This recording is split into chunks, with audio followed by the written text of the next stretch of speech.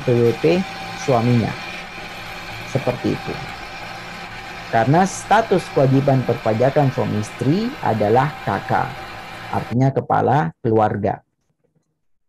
Saudara sekalian, kalau misalnya Sulaiman Ibrahim ini sebelum menikah dia sudah bekerja dan punya NPWP, dan Ummi Kalsum ini juga sebelum menikah sudah bekerja dan punya NPWP sendiri yang berbeda dengan NPWP Sulaiman Ibrahim sebagai suaminya, maka ketika sudah menikah atau ketika sudah Sulaiman Ibrahim ini berstatus sebagai suami dari Ummi Kalsum dengan memiliki NPWP masing-masing yang berbeda, maka diurus di kantor pajak sesuai dengan peraturan yang berlaku untuk penyatuan NPWP, yang dimana istri ikut ke NPWP suami.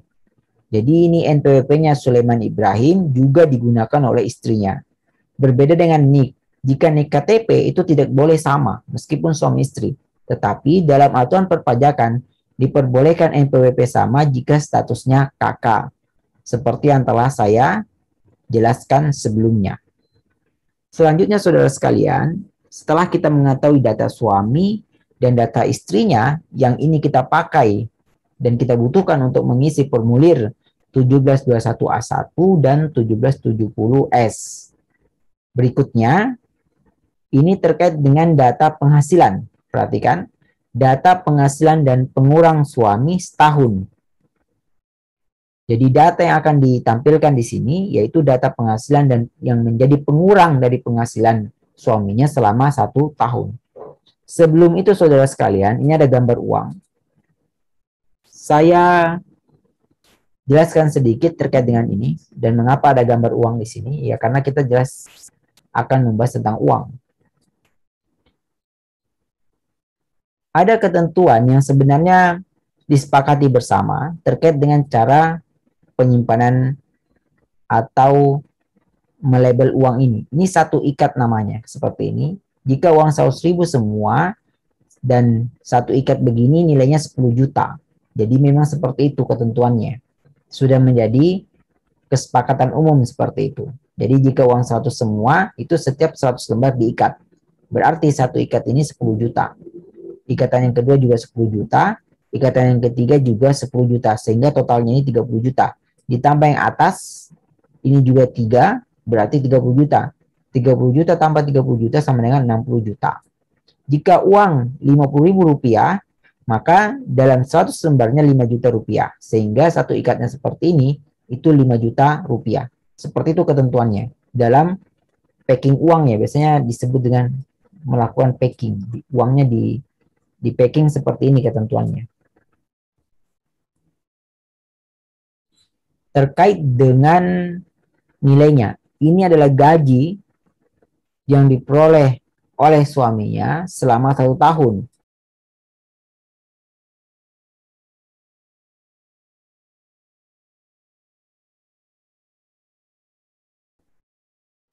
Perhatikan keterangan ini setahun. Jika dalam soal nanti data penghasilan dan pengurang yang disiapkan dalam soal sebulan atau dalam 1 bulan, maka Anda kali 12 untuk mendapatkan nilai ini. Seperti itu. Jadi video ini saya buat sebagai contoh dan saya juga jelaskan contoh soal yang lain dalam satu video. Oleh karena itu Anda tetap harus fokus mendengarkan dan menyimak dengan baik apa yang sedang saya jelaskan. Selanjutnya, tunjangan yang diperoleh Rp1.884.000. Sekali lagi, ini juga merupakan total tunjangannya selama 1 tahun. Selanjutnya, premi asuransi Rp3.140.000. Kemudian bonus yang diperoleh selama 1 tahun totalnya Rp2.512.000. Data berikutnya, biaya jabatan atau biaya pensiun sebesar Rp628.000. Kemudian iuran pensiun sebesar Rp1.256.000. Saudara sekalian, maka inilah data penghasilan karena uang masuk dan pengurang karena ada yang keluar, ini biaya dan iuran ini kan pengurang berarti selama 1 tahun, seperti itu. Selanjutnya kita bahas tentang data penghasilan dan pengurang setahun istrinya. Seperti yang telah saya sebutkan sebelumnya bahwa dalam soal ini statusnya suami istri bekerja. Sehingga untuk melakukan pelaporan pajak maka kita butuh data penghasilan dan pengurang suaminya selama setahun dan data penghasilan dan pengurang istrinya selama 1 tahun. Maka data yang disiapkan adalah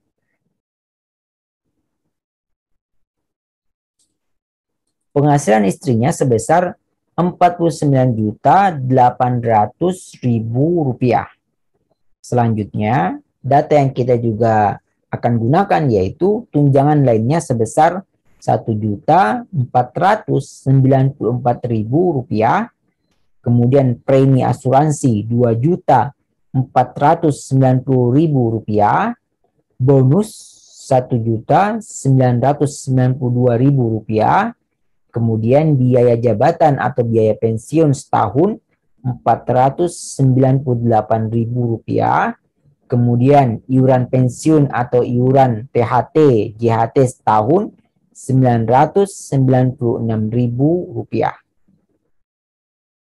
Saudara sekalian, inilah data penghasilan dan pengurang setahun istrinya yang juga kita akan gunakan dalam melakukan pengisian SPT tahunan wajib pajak orang pribadi dengan status kewajiban perpajakan KK.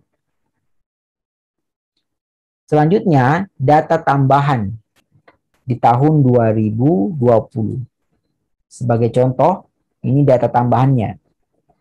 Jadi ikuti instruksi soal. Jika di sini dikatakan tahun 2025, maka ikuti sesuai dengan perintah yang ada. Ini sebagai contoh di tahun 2020. Artinya, pelaporan pajak yang akan dilakukan ini pelaporan terkait dengan penghasilan dan pengurang yang diperoleh selama tahun 2020 yang dilaporkan di tahun 2021. Demikian juga jika dalam soalnya dikatakan tahun 2022, berarti dilaporkannya di tahun 2023. Yang hal ini juga telah saya jelaskan sebelumnya. Bagi Anda yang menyimak dengan baik penjelasan saya, pada pembahasan sebelumnya tentu sudah memahami mengapa tahun pelaporan pajak dengan tahun pajak itu sendiri berbeda. Misal, tahun pajaknya 2020, maka nanti pelaporannya di tahun 2021 paling lambat tanggal 31 Maret di tahun berikutnya. Seperti itu. Nah, berdasarkan data ini, maka data tambahan di tahun 2020 adalah adanya keuntungan atas penjualan emas batangan sebesar Rp13.816.000. Saudara sekalian, perlu Anda pahami, ini keuntungan. Bedakan keuntungan dengan harga jual. 13 juta ini adalah keuntungannya, bukan harga jual. Artinya apa? Harga jual dikurang harga beli, selisihnya adalah keuntungan. Maka nilai dari keuntungannya itu adalah yang ini, yaitu Rp13.816.000. Data ini juga digunakan untuk menyusun atau membuat atau mengisi SPT tahunan wajib pajak orang pribadi 1770S. Selanjutnya, ini masih soal. Ya, ini masih soalnya. Selanjutnya, ini data aset dan utang per 31 Desember tahun 2020. Maka datanya tersebut, kas tunai sebesar Rp6.280.000, kemudian kas bank atau kas yang ada di bank Rp9.420.000 yang disimpan dengan sistem wadiah, kemudian tanah dan bangunan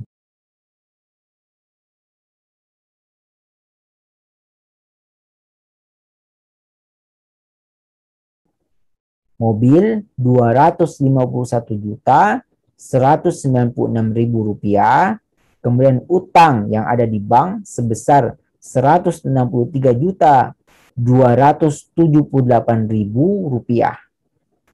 Saudara sekalian, hal ini tentu karena status kewajiban perpajakannya suami istri, sehingga penghasilan istrinya sudah termasuk pada data aset dan utang ini. Jadi di sini merupakan penghasilan suami istri dan utangnya ini diakui bersama suami istri tersebut. Tetapi jika statusnya HB, hidup berpisah, kemudian PH, pisah harta, atau MT, memilih terpisah, maka soalnya nanti akan berbeda.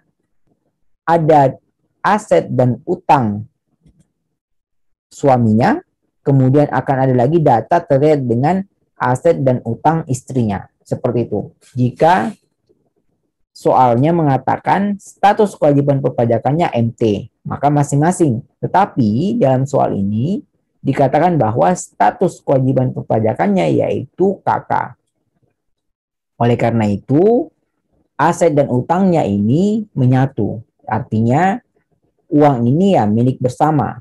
Karena tidak ada pemisahan harta yang dimiliki oleh kedua pasang suami istri tersebut. Selanjutnya, saudara sekalian, kita tiba pada saatnya perintah atau instruksi yang harus Anda kerjakan. Pertama, Anda diminta untuk membuat formulir 1721A1 atas nama Tuan Sulaiman Ibrahim. Tentu, Anda sudah memahami apa maksudnya, karena ini telah dibahas pada video sebelumnya.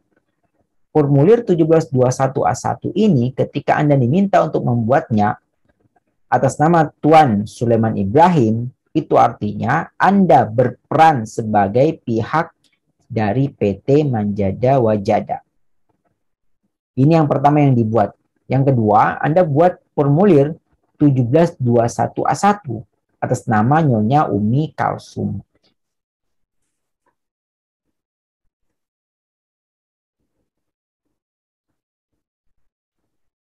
Selanjutnya, saudara sekalian, tentu Anda sudah memahami ketika Anda diminta untuk membuat formulir 1721A1 atas nama Nyonya Umil Kalsum, itu artinya Anda berperan sebagai pihak dari PT Birrul Walidain. Sehingga pada dua perintah ini, pertama Anda berperan sebagai pihak dari PT Manjada Wajada, yang kedua Anda berperan sebagai pihak dari PT Birrul Walidain yang bertugas membuat formulir 1721A1 untuk karyawan yang ada di perusahaan tersebut. Ini yang kedua. Adapun yang ketiga, Anda buat formulir 1770S dengan status kewajiban perpajakan yaitu KK. Maka karena status kewajiban perpajakannya KK, formulir yang dibuat itu atas nama Tuan Sulaiman Ibrahim sebagai suami. Istrinya tidak perlu lagi membuat formulir 1770S. Cukup suaminya saja yang membuat. Mengapa demikian? Karena NPWP-nya sama. Dan status kewajiban perpajakannya KK. Sebagai contoh, jika misalnya status kewajiban perpajakannya bukan KK, maka Anda akan diminta untuk membuat formulir 1721A1 atas nama Tuan Sulaiman Ibrahim dengan berperan sebagai PT Manjada Wajada. Kemudian Anda juga akan membuat formulir 1721A1 atas nama Nyonya Umi Kalsum dan Anda berperan sebagai pihak dari PT Birrul Walidain. Adapun yang ketiga, MT. Statusnya ya, perhatikan. MT atas nama Tuan Sulaiman Ibrahim sebagai suaminya. Yang keempat, buat lagi atas nama Nyonya Umi Kalsum sebagai istrinya. Hal ini dilakukan karena kewajiban perpajakannya adalah MT, memilih terpisah. Terpisah dalam artian masing-masing membuat formulir atau surat pemberitahuan wajib pajak orang pribadi. Seperti itu. Oleh karena itu, jika pada saat praktikum atau tugas dikatakan bahwa status kewajiban perpajakannya suami istri itu MT, maka inilah yang harus dibuat. Berhubung pada soal ini, status kewajiban perpajakannya bukan MT tetapi KK. Karena status kewajiban perpajakannya suami istri adalah KK, maka cukup yang 3 ini saja yang dibuat. Saudara sekalian, sebelum saya lanjutkan pada pengisian formulirnya, perlu saya jelaskan bahwa jika seorang wanita telah menikah dan memilih status kewajiban perpajakannya MT, maka meskipun penghasilan bruto yang diperolehnya kurang dari 60 juta rupiah, tetap harus membuat atau mengisi SPT tahunan wajib pajak orang pribadi 1770S. Sekali lagi, meskipun penghasilannya kurang dari 60 juta rupiah selama 1 tahun, tetap harus membuat atau menggunakan SPT 1770S, bukan SS. Selanjutnya, saudara sekalian, kita akan masuk pada sisi praktiknya.